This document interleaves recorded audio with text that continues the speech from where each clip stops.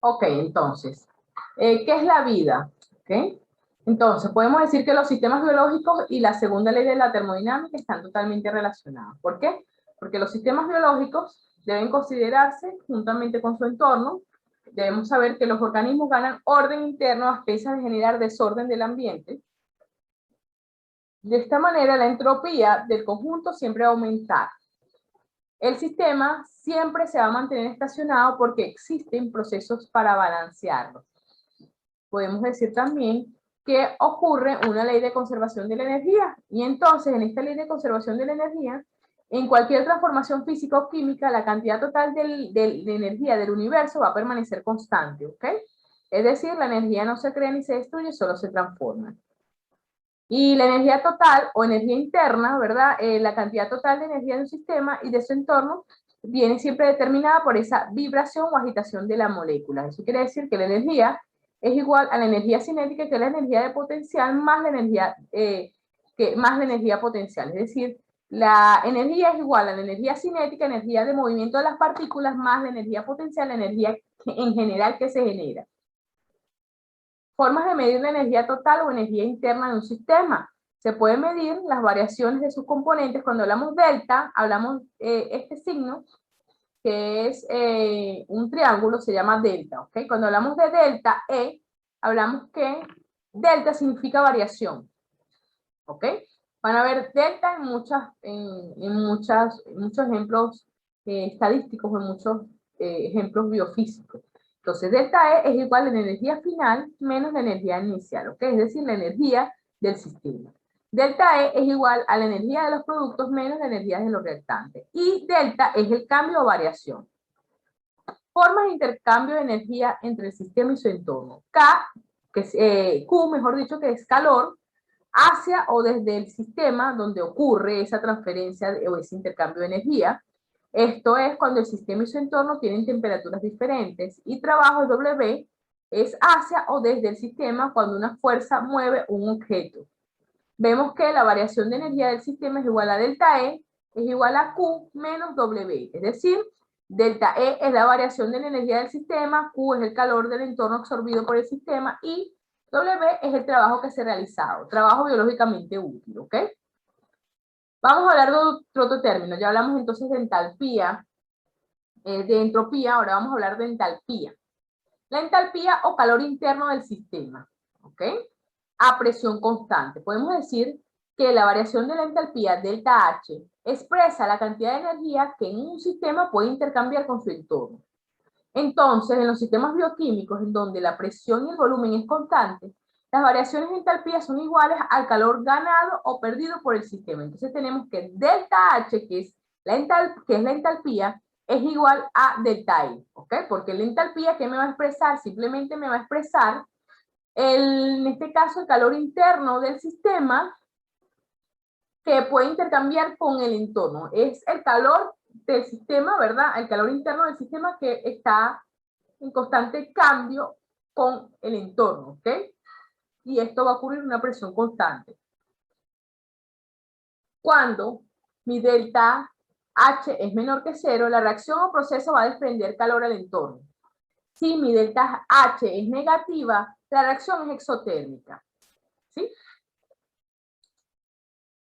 Si mi delta H es positiva, la reacción o proceso va a absorber calor del entorno. Entonces, si delta H es menor que 0, decimos que el proceso desprende calor. Si delta H es mayor que 0, decimos que el proceso absorbe calor. Entonces, si desprende es exotérmico y si absorbe es endotérmico, ¿ok?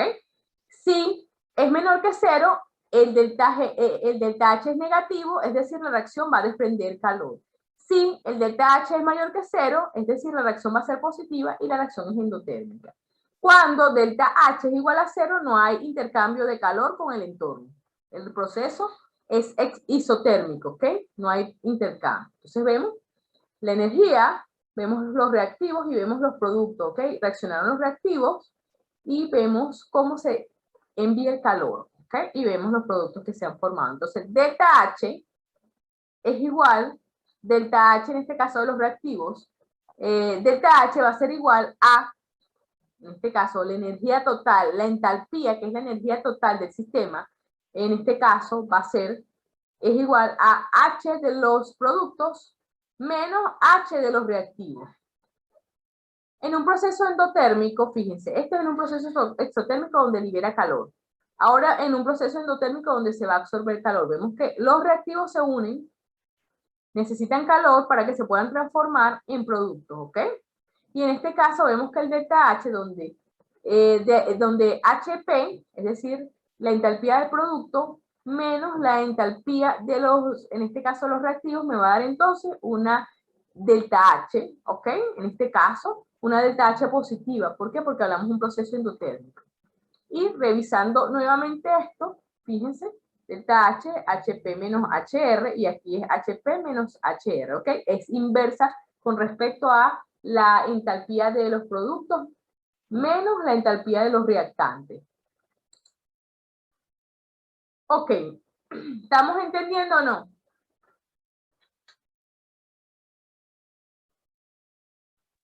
Hay que verlo en la práctica.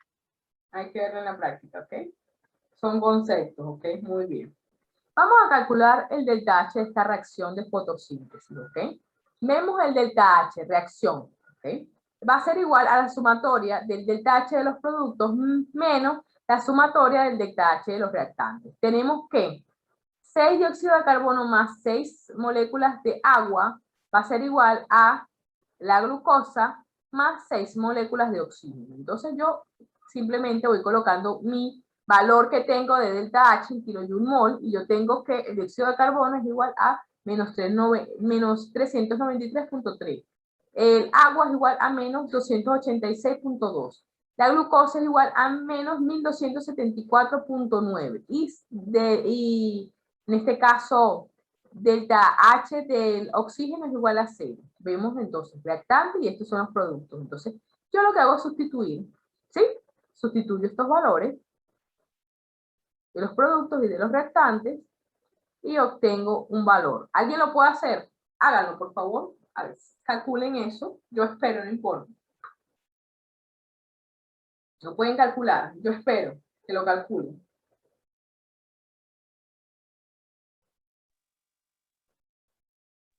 ¿Hay que restar eso? Sí, lo vas a restar, acuérdate. Vas a sustituir. Estoy dando los valores aquí, vas a sustituir. ¿Sí? Aquí está 6 porque aquí está 6, ¿cierto? Y aquí está el 6 de este lado, ¿ves? Entonces vemos aquí que estos son los productos, la glucosa no tiene coeficiente, pero el oxígeno sí tiene coeficiente, y aquí vemos que el dióxido de carbono sí tiene coeficiente y también el agua tiene coeficiente. Entonces eso lo multiplicas por el coeficiente, luego lo restas y te va a dar un valor.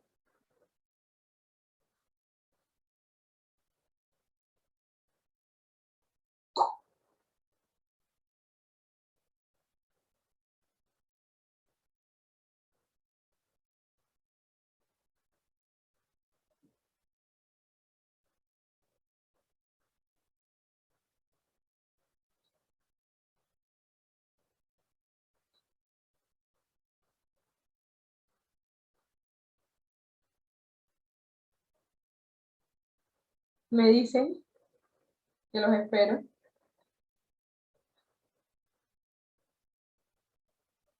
Ya ha transcurrido la primera hora. Ok, vamos a ver qué me dice aquí. Angel no se había podido ingresar. Vamos a ver.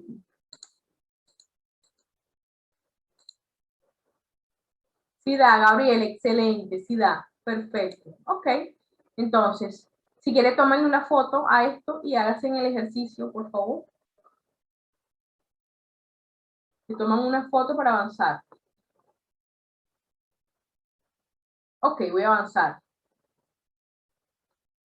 Generalmente los procesos exotérmicos son espontáneos e irreversibles. Por ejemplo, la caída de una roca, la relajación de un músculo. No obstante, existen procesos espontáneos que son endotérmicos. Por ejemplo, un trozo de hielo que se funde a una temperatura ambiente, ¿sí? Pero si yo agarro ese trozo de hielo y lo vuelvo a meter en el freezer, ¿qué va a pasar? Se va a congelar, ¿cierto? Entonces, hay procesos que son espontáneos, endotérmicos, y cuando hablamos de endotérmicos, hablamos que son procesos reversibles. Y los exotérmicos, en la mayoría, son procesos irreversibles. La entalpía no permite predecir la dirección de una reacción, ¿ok? Pero sí, con ayuda de otras variables termodinámicas podemos decir cuál es la dirección de una reacción. ¿Ok? Ok, muy bien. Entonces, con este punto lo que queríamos que manejáramos entonces, ¿qué es entalpía? ¿Cómo se calcula la entalpía? Después vamos a calcular la entropía y eso poco a poco. Entonces, a modo de conclusión, ¿qué me puede decir qué es homeostasis, qué es entalpía y qué es entropía? Los escucho.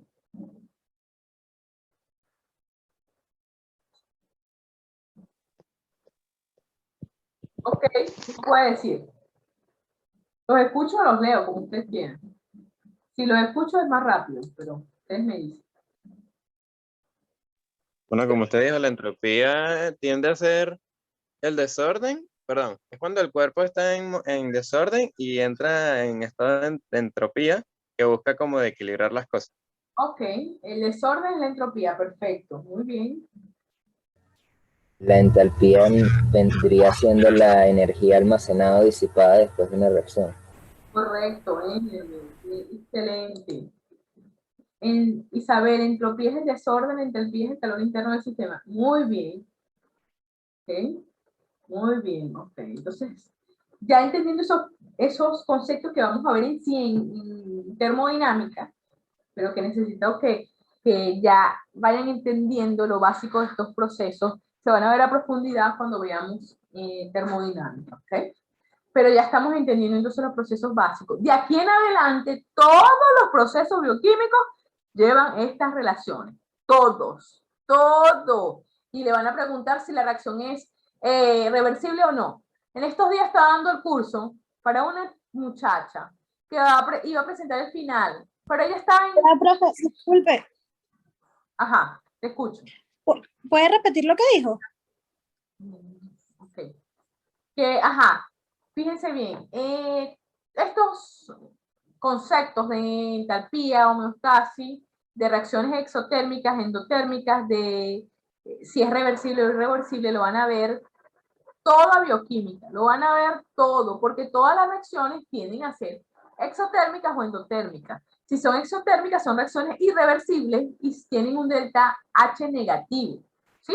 Si son endotérmicas, son reversibles, ¿ok? Y tienen, en este caso, un delta H positivo. Y les comentaba que en estos días yo estaba hablando con una estudiante que iba a presentar una prueba final, pero yo no sabía qué era eso. Entonces, ¿cómo iba a poder entender si la reacción es reversible o irreversible? Entonces ella quería hacer un collage de todo, que le explicara todo ya a profundo, cuando no sabía de lo que era en el principio. Entonces, cuando yo le explicaba lo profundo, no lo iba a entender, no lo iba a entender jamás porque no sabía ni nada. O sea, no va a saber decir porque no había visto bioenergética. Entonces, es importante que todo esto que estamos viendo ahorita es como la base donde ustedes se van a asientar para poder sacar bioquímica. ¿Sí? Vimos agua. Todas las reacciones que ocurren con el agua. Cuando usted entienda esto, usted pasa a bioquímica. Cuando usted entienda bioenergética, usted pasa a bioquímica. ¿Sí? Porque usted va a poder entender cómo son los procesos y cómo están coordinados. ¿Ok? Bueno, entonces a este punto vamos a continuar. Entonces, vamos a hablar de que todos estos procesos ocurren en el metabolismo, y el metabolismo es red de redes, ¿ok? La ciencia que concibe el metabolismo como una red de redes, vemos que en el metabolismo son todas aquellas reacciones bioquímicas que ocurren en los seres vivos. Vemos que, por ejemplo, todos estos están relacionados para la formación de productos. Vemos cómo todos están relacionados y vemos cómo está el entramado, las redes que relacionadas para que se pueda producir los metabolitos o productos necesarios para que funcione el cuerpo. Vemos que en todos estos procesos están implicados enzimas y proteínas que van a estar relacionadas y que van a establecer productos o metabolitos intermediarios, ¿ok? Vemos que el metabolismo es la suma de estas reacciones químicas que ocurren en los seres vivos, que las células son el recipiente donde se lleva a cabo estas reacciones y las enzimas son sus piezas importantes. Vemos que el metabolismo puede ser anabolismo y catabolismo. Cuando hablo de catabolismo hablo de degradación, cuando hablo de anabolismo hablamos de síntesis. Un ejemplo de catabolismo, cuando se degrada la glucosa. Un ejemplo de anabolismo, cuando se sintetiza la glucosa. Es decir, que la respiración es catabolismo de degradación de la glucosa y el anabolismo es la fotosíntesis, la producción de la glucosa. Es importante entender que existe una molécula energética, que es el adenosintrifosfato, ¿ok? Es un trifosfato de adenosina. Tiene una base nitrogenada, en este caso adenina, un azúcar de 5 carbonos ribosa y 3 grupos fosfato, ¿ok? Como lo vemos en esta figura que tenemos aquí, ¿ves? Entonces la base, vemos el azúcar y vemos los fosfatos. 1, 2, 3. Los enlaces covalentes entre los 3 grupos fosfatos son de alta energía. La energía que se libera cuando estos enlaces son hidrolizados es suficiente para poner en marcha muchas reacciones celulares. Vemos que la ATP me va a servir para poder ver cuál es la contractibilidad del miocardio, es decir, poder permitir la contracción muscular, porque la ATP actúa para la contracción muscular, actúa en activar o desactivar muchas enzimas, por ejemplo, en la respiración, en la reparación de tejidos, en la contracción muscular, en las reacciones acopladas, en la circulación y también en la secreción hormonal. Y también va a estar implicado en la transmisión nerviosa. Vamos a explicar 2 reacciones importantes que tienen que ver con el ATP, que sería la fosforólisis o en este caso, cuando hablamos de que hay una adición de fosfato, o la desfosforilación cuando hay una pérdida de fosfato. Entonces, en este caso, tenemos estas reacciones que son, entonces, para producir fosfato, ¿cierto? Para poder colocar el fosfato y que son reacciones en este caso de fosforólisis o reacciones de fosforilación, que es cuando se adiciona el fosfato, y hay otras reacciones que son de desfosforilación, cuando les quitas el fosfato. Vamos a ver aquí. Aquí, por ejemplo, tenemos una reacción del ATP. Vemos como el ATP intercambia. Vemos que hay una reacción endergónica, entonces en este caso permite que el ATP se posicione, se forme el trifosfato de adenosina, ¿verdad? Vemos entonces que también ese trifosfato de adenosina puede perder otra vez otro fosfato y se convierte entonces en una reacción exergónica, es decir, una reacción de desfosforilación. Aquí ocurre una reacción de fosforilación porque le va a adicionar un fosfato. Y aquí ocurre una reacción de desfosforilación porque va a quitar un fosfato, ¿ok? Entonces, para los compartimientos de ATP a ADP o AMP es necesario procesos de fosforilación, adición de fosfato o desfosforilación, pérdida de fosfato. Ok, vamos a hablar aquí de organulos que contienen, en este caso, contenidos por la membrana. Bueno, se me movió, ya va, muchachos, se me movió esta imagen. Ya. Voy a dejar de compartir un minuto.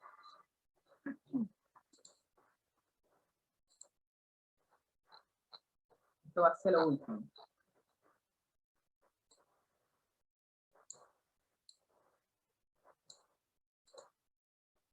Ok.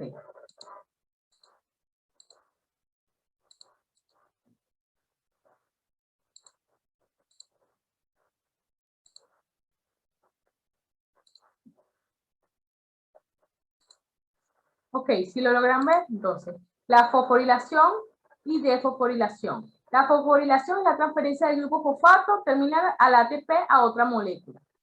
Y la desfosforilación es la eliminación del grupo fosfato. Ambas reacciones son catalizadas por enzimas y cumplen un papel importante en la regulación de muchas actividades. ¿Ven? Entonces, se adiciona un ATP o se pierde, en este caso, si se adiciona un ATP, hay una fosforilación. Si se pierde un ATP, hay una desfosforilación. ¿Quiénes adicionan el ATP? Son las proteínas quinasa. ¿Quiénes eliminan el ATP? Son las proteínas fosfatasas.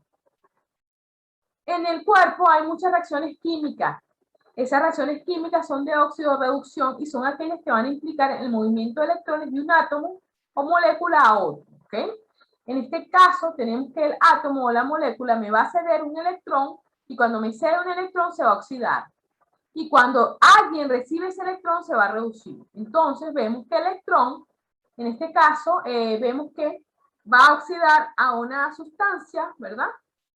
Vemos aquí, en este caso, vemos que a esta sustancia se le adiciona un electrón o viceversa, a esta sustancia se le elimina un electrón. Si la sustancia me va a ceder un electrón, decimos que está oxidada, y si la sustancia me va a recibir un electrón, podemos decir que está reducida. Podemos ver la reducción, en este caso, vemos que esto está aquí, el NAP está oxidado. Como está oxidado, se puede reducir. Y aquí, como está reducido, se puede oxidar. ¿Ven cómo se intercambia? Y es con la transferencia de electrones. Entonces, el átomo molécula que cede o dona el electrón, siempre va a estar oxidado, siempre se va a oxidar. Y el átomo molécula que recibe ese electrón se va a reducir. Ok, ahora vamos a hablar de la célula, ¿ok? Dice este instituto, que este es un instituto que también trabajo, doy clases para este instituto. Entonces, acá punto. Entonces, fíjense bien. La célula tiene varios componentes, ¿ok? Vemos que la célula tiene varios organulos, ¿verdad? Retículo endoplasmático, retículo liso, aparato de Golgi, mitocondrias, lisosomas, peroxisomas y endosomas, ¿ok? Vemos que en este caso podemos ir definiendo las características básicas de la célula. Podemos decir que en este caso la célula tiene 4 características básicas que lo van a distinguir de otros sistemas químicos, y es una membrana que lo separa del entorno circundante y les va a permitir mantener su identidad bioquímica. Y podemos también ver que hay enzimas esenciales para las reacciones químicas de las que depende la vida. Vemos también que en los seres vivos hay una capacidad de replicar generación tras generación, y vemos que hay una posibilidad de evolucionar a partir de la producción de la descendencia. Vemos que la célula podemos definirla como una unidad fundamental que compone a todos los seres vivos, que realiza sus funciones fisiológicas básicas como reproducción, se puede replicar por mitosis y meiosis, como respiración, porque hay un intercambio gaseoso, como de nutrición, porque ella también intercambia materia y energía con el entorno, ¿ok? Tipos de células eucarióticas y células procarióticas. Las células procarióticas son células en donde el núcleo no va a estar formado. Y las células eucariotas es donde el núcleo sí va a estar formado. Tenemos que pro es antes del núcleo y eu es después del núcleo. Entonces vemos que cuando hablamos de procariotas, porque el núcleo no está formado, el ADN va a estar disperso en el citoplasma, no posee todas las organelas, mientras que las células eucarióticas, el núcleo va a estar embebido en un núcleo, el ADN va a estar embebido en un núcleo, el ADN va a estar inmerso en un núcleo, y este sí va a poseer todas las organelas membranosas.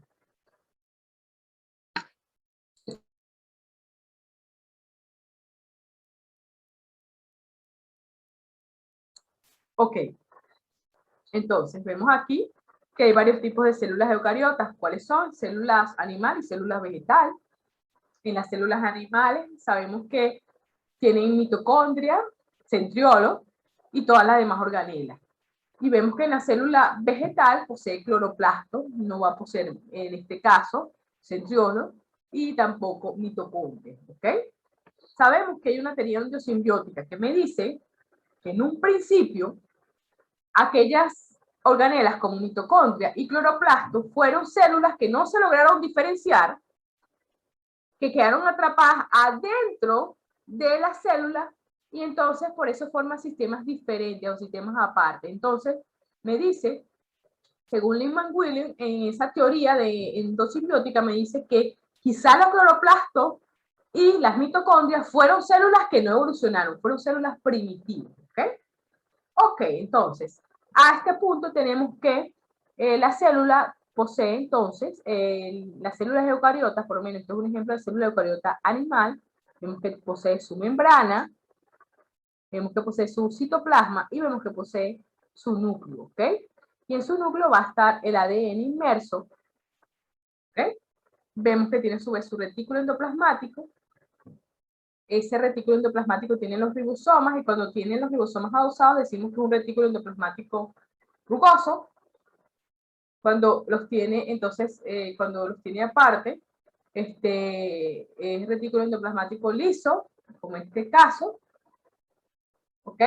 Vemos que posee aparato de Golgi, vemos las vesículas que se forman del aparato de Golgi, vemos la vacuola, vemos los peroxisomas, las vacuolas secretorias, vemos los lisosomas, vemos los microfilamentos, los centrosomas, los microtúbulos, las mitocondrias, ¿ok? Cómo todo va a estar totalmente relacionado, ¿ok? Entonces, podemos hablar de cada uno de estos organelos. Retículo endoplasmático rugoso, ocurre la síntesis de proteínas para exportar fuera de la célula. Va a tener muchos ribosomas, y los ribosomas van a sintetizar las proteínas. Retículo endoplasmático liso, síntesis de esteroides en la corteza suprarrenal y el testículo, me va a secuestrar el calcio, y en el músculo esquelético y cardíaco para que pueda ocurrir la contracción. También va a permitir el metabolismo de los lípidos y glucógeno en el hígado. Tenemos el aparato de Golgi, permite la modificación postraduccional y empaquetamiento de proteínas. También le permite agregar a estas proteínas oligosacáridos y permite la formación de lisosomas. Vienen las mitocondrias que producen el ATP a través del ciclo de Krebs y la fosforilación oxidativa. ¿Ok? Deben de tener una membrana interna y externa y contienen su propio ADN cíclico y no va a estar presente en eritrocitos. Tenemos que los lisosomas, en este caso, van a digerir microorganismos y otros componentes celulares por diversas enzimas hidrolíticas. ¿Ok? También tenemos que los peroxisomas van a estar encargados de eliminación de, en este caso, peróxido de hidrógeno, y vemos que los endosomas son vesículas formadas como resultado de la fagocitosis. En conclusión, vemos cómo todo esto va a funcionar para que la célula esté viva, pues para que la célula realice sus funciones básicas. Ya hablamos de las partes, entonces, cuando hablamos entonces con respecto a la organización de las partes, hablamos entonces de la membrana, hablamos del núcleo, del citoplasma, donde van a estar todas estas organelas. ¿Ok? Vamos a hablar entonces de cómo es la organización de la célula. Puede medir de 10 y 30, en este caso nanómetros de diámetro, ahí dice M, no, nanómetros de diámetro. El oxígeno y el dióxido de carbono, los iones, los nutrientes y los productos de desecho van a entrar y van a salir de una célula viva. Deben atravesar su superficie, que va a estar delimitada por una membrana, y desde allí se difunden por todo el volumen celular. Vemos que las células tienden a ser esféricas, aunque pueden presentar otras formas, depende de cómo van a estar unas pegadas de la otra. Vemos que la forma de la celda también se debe a la adhesión y a la presión de otras celdas. Celdas, cuando le digo celdas, es de célula, ¿ok? La formación de las células también se debe a adhesión y presión de otras células vecinas, ¿ok? Y a su forma o disposición del citoesqueleto. Los límites de la célula van a ser formados por la membrana plasmática, que es una bicapa lipídica, o la membrana celular, que cada célula es una unidad autónoma, ¿verdad? Y ella va a permitir entonces este intercambio, o va a permitir el paso de sustancias en el interior y el exterior de la célula. Vemos que la célula tiene esa membrana, como les dije, esa bicapa lipídica, que es una membrana plasmática que es fundamental para este límite, y que en todas las membranas biológicas es una estructura dinámica y fluida formada por fosfolípidos y proteínas. No solo va a definir los límites de la célula, sino que también le permite existir como una entidad diferente de su entorno, regulando el tránsito de sustancias adentro y afuera de la célula, ¿ok? Y que en las células eucariotas existen membranas internas similares a la plasmática, que van a delimitar los compartimientos y orgánulos, permitiendo mantener las características distintivas de cada estructura y del citosol. Vemos que, con respecto a la membrana plasmática, es una barrera fluida, semipermeable o selectivamente permeable, que consiste en una bicapa formada por fosfolípidos anfipáticos, y ustedes saben que es anfipático, que contiene proteínas, ¿ok? Integrales y periféricas. Integrales son las que van a estar adentro de la membrana, y periféricas van a estar en la superficie de la membrana. La membrana generalmente está rodeada por un medio acuoso, y en consecuencia las moléculas de fosfolípidos van a estar dispuestas en una bicapa, con sus colas hidrófobas apuntando hacia adentro y sus cabezas de fosfato hidrófilas. ¿Ok? Tiene un espesor de 7 a 9 nanómetros, y el modelo más aceptado es el de modelo de mosaico fluido. ¿Ok? Esta es la figura, vemos la membrana compuesta por estos fosfolípidos. Los fosfolípidos tienen una cabeza, en este caso, hidrofílicas y unas colas hidrofóbicas. Las cabezas hidrofílicas van a estar en contacto con el agua y las colas hidrofóbicas van a estar escondidas con el agua. Ven que tiene esta proteína que va a atravesar la membrana y las proteínas periféricas que van a estar en la superficie de la membrana, ¿ok? Y tiene también carbohidratos posicionados y tiene receptores. La membrana tiene una composición de dos capas, en este caso, de proteínas incrustadas, como les dije anteriormente, proteínas integrales de membrana y las proteínas periféricas, que son las que no van a atravesar la capa, que van a estar en la superficie. Aquí tenemos el ejemplo. Vemos las proteínas, en este caso, integrales de membrana. Vemos las periféricas. Ellas van a servir como transporte. Algunas son poros o compuertas, u otras se van a abrir dependiendo de los cambios de los iones, ¿ok? Vemos también receptores, vemos carbohidratos, vemos glicoproteínas, vemos todo lo que posee la membrana. Ok, entonces sabemos que la membrana va a delimitar la célula. La membrana, ella es selectiva. Es decir, no va a permitir que todo el mundo pase a través de ella. Ella es muy selectiva, ¿ok? Por ejemplo, ustedes hacen una fiesta. Ustedes no van a dejar que todo el mundo entre a la fiesta, ¿verdad? Entonces la membrana es así, pues. Ella es un poco selectiva. Ella no invita a todo el mundo. Ella permite que solamente pasen a ella ciertas sustancias, no todas, ¿ok? Ella hace una fiesta y no es que va a entrar Raimundo y todo el mundo, no. Sino va a entrar lo que ella necesita que entre. Entonces, ¿cómo van a entrar y van a salir las sustancias de la célula? Bueno, simplemente cada célula, aunque esté presente en un universo de sustancias, va a permitir que ciertas sustancias entren adentro de ella. ¿Ok? Entonces, ella va a permitir, mediante un flujo que está impulsado por una fuerza, que va a permitir entonces que ciertas sustancias biológicas entren o salgan de la célula.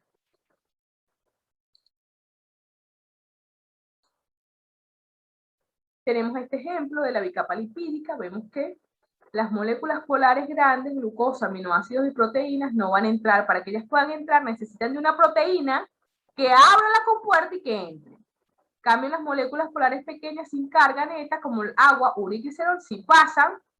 Las moléculas polares pequeñas con carga iones tampoco pasan, necesitan de otras proteínas que abran para que puedan entrar. Y también tenemos moléculas no polares como oxígeno, nitrógeno y hormonas que sí van a entrar solitas por la membrana. Vemos que hay varios transportes, un transporte activo que necesita en este caso que se posicione en ATP para que abran las compuertas y pasen las proteínas. Y vemos que hay transportes pasivos que no requieren energía. Aquí en el transporte activo requiere energía. ¿Ok?